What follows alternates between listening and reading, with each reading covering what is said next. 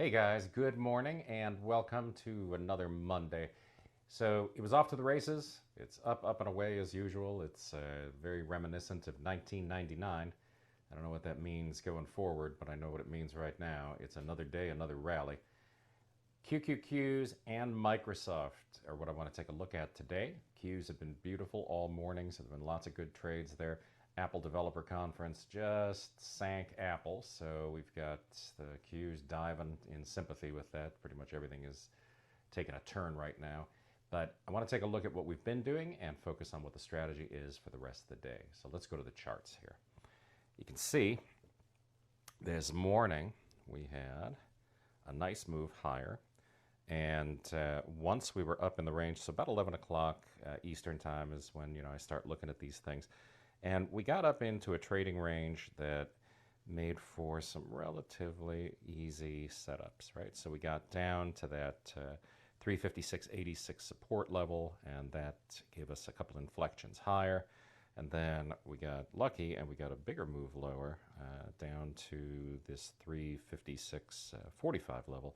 And that gave us a move way up into the range that gave us a bigger profit yet on that. So those were two good trades first thing in the morning. And then we had some smaller ones, right? We set these up.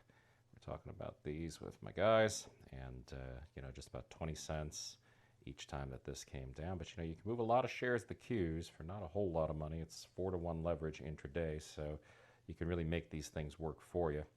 We had another move down to 86, so 356.86, and that one gave us another bounce up for this 20-cent move. And then the last one actually stopped us out. So that got us down here to the blue pivot, down to the R1 pivot, 356.31. And when it did, we were targeting a move back up. We wanted to see this bigger move up into 86. That would have been a nice trade. But we had a stop right down here below our VWAP. So stop out for about 20 cents, no big deal. But a bunch of good trades on the session. The stop was caused by this Apple news, right? This Apple developer thing. And you can see here that one of the things that pointed to this might not be a great trade was that these bands were widening. So when you start seeing this sort of opening mouth on the crocodile here, it's generally speaking an indication that you're about to get a shift in the distribution. The distribution, of course, is a probability distribution, right? So anytime that you're looking at data, what you're really looking at is a bell-shaped curve. And if price starts moving out into one of these tails on the curve, that's called a distribution shift. And that's what's happening when you see this thing here widening up like this. When it's in a narrow range, when you get this kind of a squeeze thing going on, that's when these are easiest to pick off because they're just going to keep inflecting at 2 standard deviations out from your central tendency. Central tendency, of course, is this moving average right here. That's an average of your closing prices.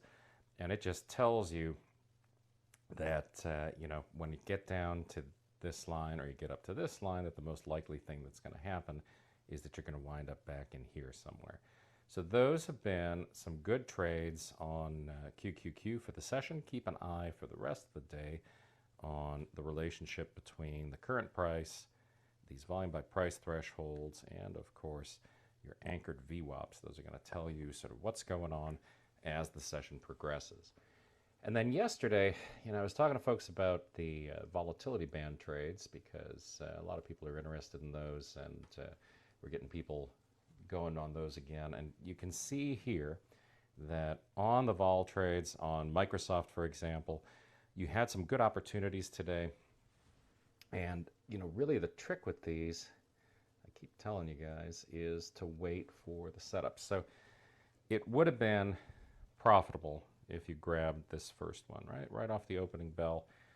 That's a tricky trade.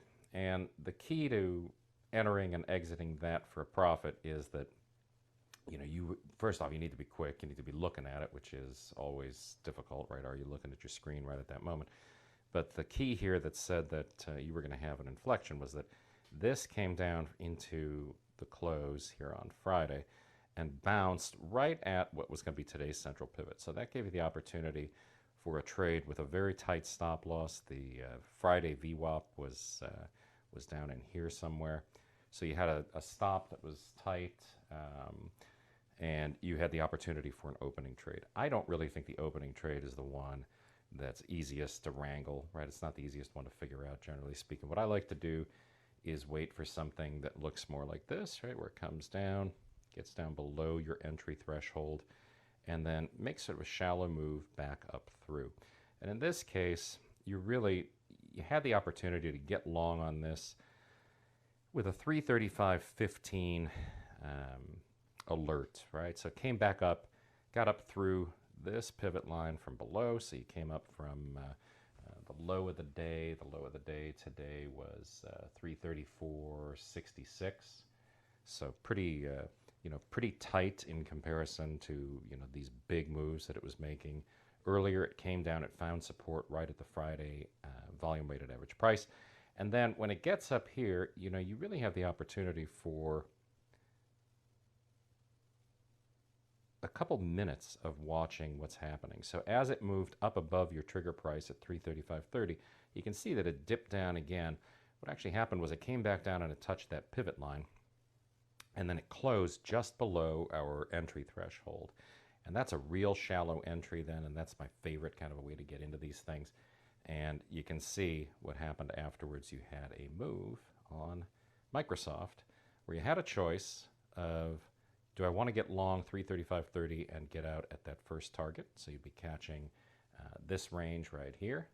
And that's a smaller range, and it's definitely okay.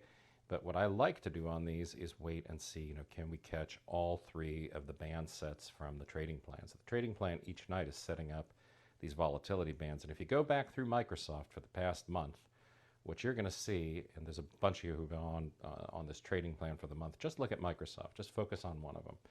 And just take Microsoft and pick it apart, and you're going to see that there were at least a third of the days where this move happened early in the session, and probably half of the days at least where you were able to catch this move in its entirety. So out of the past 4 weeks, we've had at least 2 or 3 days a week where Microsoft goes and picks off all the bands. And if you look at it, that is about a $2 range. And you've got it all planned ahead of time, and you know what you're going to do, and you know what your strategy is. And if you wait for it and you're patient with it, then you don't get frustrated by an early morning shakeout. You don't get whacked with some sort of a big range bar. It's coming from down here somewhere and trades up into your entry threshold, and then you get long, and the move is already exhausted. So when we see big moves like this in 1 or 2 bars, typically what happens is we're going to retrace. And when we retrace is when we stop out, and then we stop out because we took an entry that was based on a really wide range bar. When it comes up shallow like this, those are the good ones on your volatility band trading plan. So I'm going to do a live stream on just this for everybody who's doing the vol band trading plan, so that we can go and just get everybody on the same page, because there's a little bit of confusion about what makes for a good entry, what makes for a not so good entry, and then also talk about how you can go through and modify these over the course of the day. And actually, I'm going to start modifying and giving some additional threshold levels for you to look at as the session goes on, because as you can see here, as the day progresses, the early bands are based on what happened yesterday, or in this case Friday, and as we get later and later into the day, we're already setting up for tomorrow. So why don't we see if we can capitalize on what's happening today? All right, so with that said, that was a little bit longer today than usual, but I think it was important to get you guys a little bit of your Microsoft footing, your scalper volatility band trading plan kind of a look as well. So good day for the Qs, good day for the vol bands, and I will see everybody back here tomorrow. Have a great day.